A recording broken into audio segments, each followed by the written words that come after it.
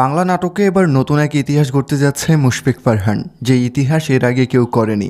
কারণ একজন নায়কের বিপরীতে কখনো 5 জন অভিনেত্রী একসাথে অভিনয় করেনি, তবে এবার করতে যাচ্ছে। এবার ফারহানের বিপরীতে একটি নাটকে 1 জন 2 জন বা 3 জন নয়, মোট 5 জন অভিনেত্রী অভিনয় করবেন।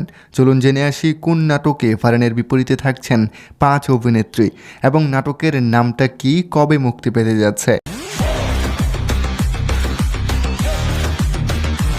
এবারের ঈদে একটি বিশেষ ধামাকা নাটক মোর দ্যান লাভ।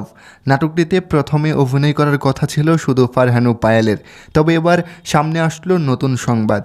মোর দ্যান লাভ নাটকে ফারহানের বিপরীতে থাকছেন কেয়া পায়েল, অর্চিতা স্পর্শিয়া, সামিরা খান মাহি, আয়েশা খান এবং ফারিন খান। ব্যাপারটা কিন্তু দারুণ।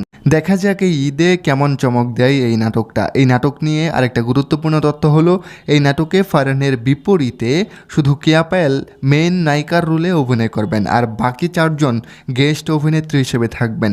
নাটকটার কাস্টিংগুলো আমার কাছে বেশ ভালো লেগেছে, মনে হচ্ছে ঈদে দারুণ একটা কাজ পেতে যাচ্ছে।